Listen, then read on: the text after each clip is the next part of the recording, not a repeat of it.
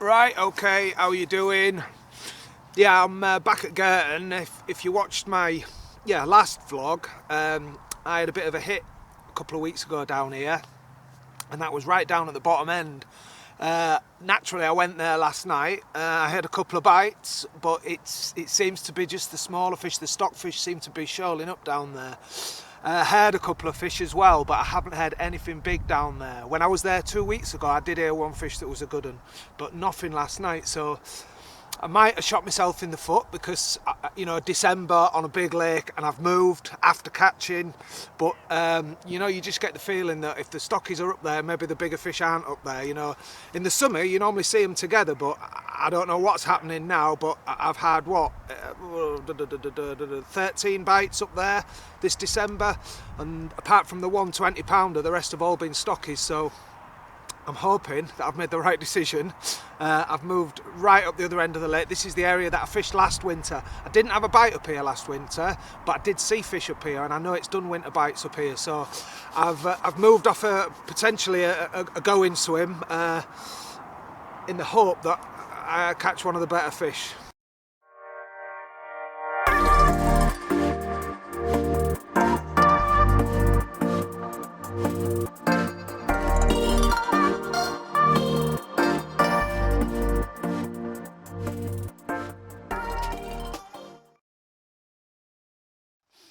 Right, well, I moved down this end of the lake up to the north end to try and get away from the little fish, and guess what I've caught? I've only been, literally the rods have only been, we're only about first hour of darkness, and these little fellas have got straight on the bait. This is one of the new stockies that he's just put in. I think the fish I was catching last week, I don't think were. I think they were the original stockies from early in the season, so this is certainly one of the new ones, a slightly bigger, it's probably about 10 pound this fish, something like that. So yeah, so I've had 2 fish roll, one of them being one of these, and another one certainly wasn't, so I still think I've made the right decision. Yeah, I know I'm still catching smaller fish, but I still believe that I've got a better chance of some of the originals being up here. It's still early. Like I say, we're only an hour into darkness now. They've got straight on the bait. So we'll see what the rest of the evening brings. One of these stunning little stockies has picked me up again. Yeah, I keep repeating myself. I'm not going to change what I'm doing, and I don't see any reason to. You can't choose which fish picks you up, but I mean, I shouldn't complain really. It is December, and it's a big old tough pit is this place. And these are absolute stunners, these stockies. I can assure you they're not going to hang around at 10-11 pound for long, because it's a big lake and it's full of food, so these guys are going to reach the potential very quickly. So exciting times for the lake, and like I say, it's December. You know, a bite in December, you'll take it, won't you? Any minute now should be the spot. It's just coming up a ledge.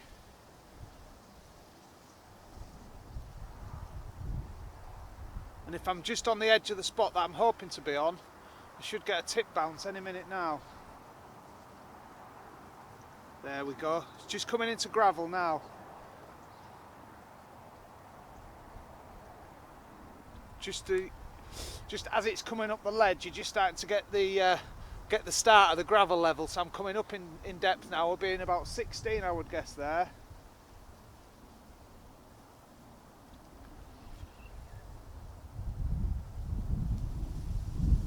Right, that's on it now. That tip's bouncing and I'm on the spot. Perfect.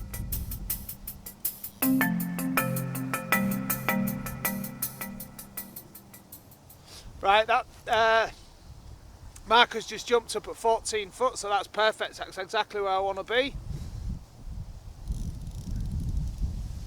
Right, we'll put some food on it.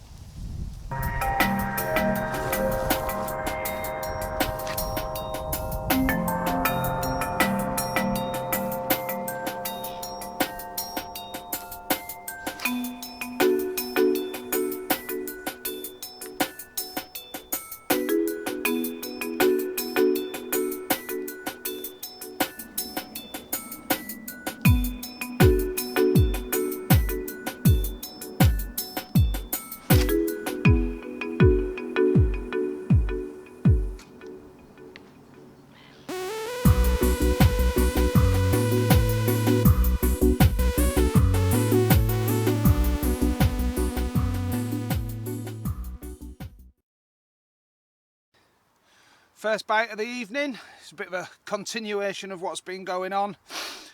New young fish, recently stocked, mid-January. It doesn't bother them. They're having a good look around the new home. It seems to be that things are continuing as they left off, unfortunately. I mean, the lovely fishing in this lake, these fish will absolutely pile the weight on it. Won't be long before we'll be seeing these into 20s and bigger in years to come, but for the time being it's not what I'm here for. It has done a couple of decent fish, so I don't think I'm wasting my time. I've obviously got fish here. I've not had anything decent. I've had a few rolls, but nothing that you would think, oh, you know, that's a good one. So I wouldn't say I'm confident, but you've got to be in it to win it, I guess. Right, I'm back down at Girton, guys. Not giving in. I'm still in the fight. Yeah, last 3 or 4 days, really cold snap, icy cold, doing like 2 degrees if you're lucky during the day and a lot colder on a night. So haven't fished for a good week. But weather's changed a little bit. You know, it's at 8 degrees driving down today. So I mean, my lake's frozen, but this is a very big lake, and it's be very cold for this one to freeze. But yeah. So yeah, 8 degrees during the day at the moment, and they're expecting about 4, possibly 5 through the night. So that's perfect late January temperatures for a bite. So I've come in. I mentioned to you before, I've got 2 spots going on this lake at the moment. The spot down the bottom end, down the south end of the lake, I'm getting fewer and fewer bites, activities, sightings every time I come. Whereas if I come up to this end of the lake, there seems to be more going on. All right, it is stockies, but that was a fish. That's unbelievable. That was a fish. Well, yeah. Anyway, yeah, it just threw me, that, guys. That was a fish, and that was a decent fish, and that's just rolled in this margin. That's bizarre. Seen it clear come out the water. Anyway, right, back to what we're talking about. Right, I've got 2 rods done. I'm just gonna wait till the last half hour of light, because, well, one's shown now, but if you're going to see a roll, it'll be that period of time, just the last half hour of light. So I'm just going to hang fire and just see if I can see something. If not, I've got, you know, pre-marked spots that I know I've had bites off, little gravel spots that I know I can get a bite off. So I think for the time being, I'm going to put a milky malt on that roller. So I'll let you know how I get on.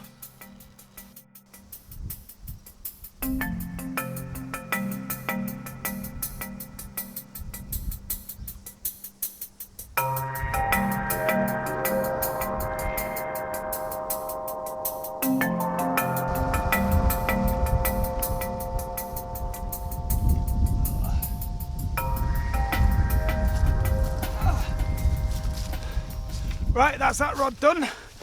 They're all on the money now, so it's probably about 3:15. Got an hour of light, and we'll see what the night brings.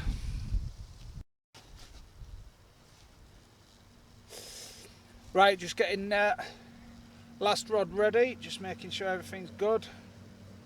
Always check my leaders, always check me, you know, the first 20 yards of line, because it's pretty savage, this lake. It can funnily enough, I tested a leader last week, and as I'm running my fingers down, it was all chafed, and I wasn't aware of anything.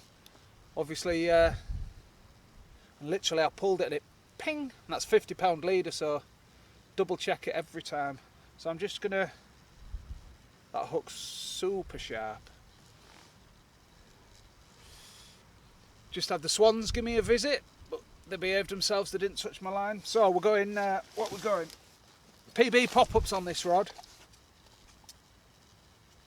And this has got the pineapple spod syrup soaked on them, which does last a long time. You know, you reel them in after a night and there's still little globules, there's a word for us, globules of the liquid still on the bait. So it's caught me a few as this PB. I'm mixing it up between the PBs and the, because I'm putting a lot of switch in the mix.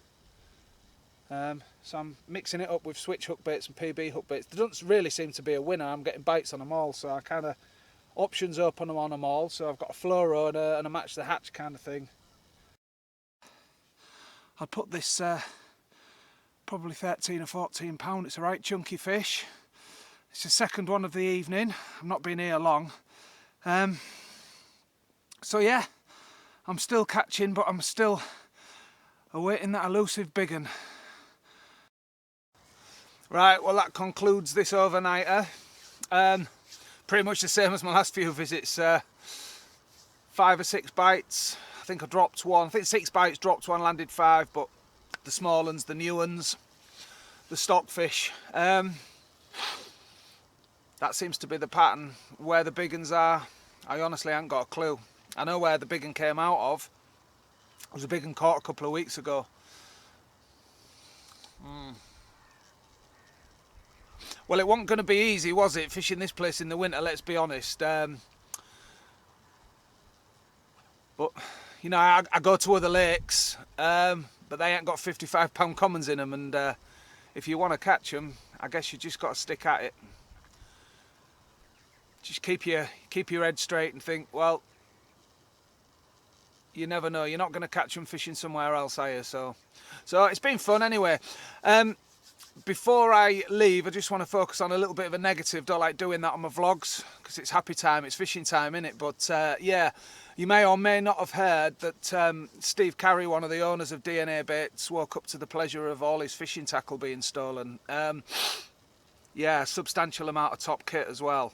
It happened to me about 3 years ago. It's just soul destroying, and it's like it's not the gear, you know. I know enough people in the tackle industry, you know, my friends help me out, and while we're on that subject, I'll give a big shout out to Clive Gibbons, good friend of mine who helped me out a lot, and equally Sam and all the team at Eric's Angling who heard about it and helped me get back on the bank again, because my insurance didn't cover what happened. Anyway, that's not the point. The point I'm trying to make is there seems to be a huge used fishing tackle industry at the moment, which is fine, nothing wrong with that at all. But if people continue to buy stolen fishing tackle, then these guys are going to continue nicking it. It's pretty simple. Of course, 90% of the stuff out there on the forums and what have you is just people, you know, upgrading the gear or not fishing anymore, etc, etc. But, you know, do the right thing. If you think something's a bit shifty, then ask the questions. If you still think it's shifty, don't buy it. You know, don't give them an outlet. And if you can prove that something's shifty, get them banned off every social media site. You know, Gumtree, eBay, all the Facebook, you know, the local tackle trade things. Get them banned, you know. Honestly, it's soul destroying, and I'll let you into a little secret. You know, I was most upset about, right? This is genuine, right? I had about four-ish grand's worth of gear nicked. I was more upset about my little Sony radio, right, that I've had for like 50. It's been next to me, my chair, while I've been fishing all over the place, all over France, all over the UK. I've had it donkey's years. The aerial was bent, the battery cover were missing, and I'm going to swear now, I'm sorry, but I think it's justified. Some shithouse has got my radio, and that radio has been through some good ups and some bad downs with me, that little radio. Sounds stupid, I know, expensive rods, reels and alarms and all the rest of it, but I thought, he's got my little radio. That were mine. Do you know what I mean? It's soul destroying, so please. The stolen tackle scene seems to be ripe at the moment. If you suspect something's dodgy, please guys, do the right thing. Alright? I'm off my soapbox now. Enjoy your fishing, and I'll see you on my next vlog.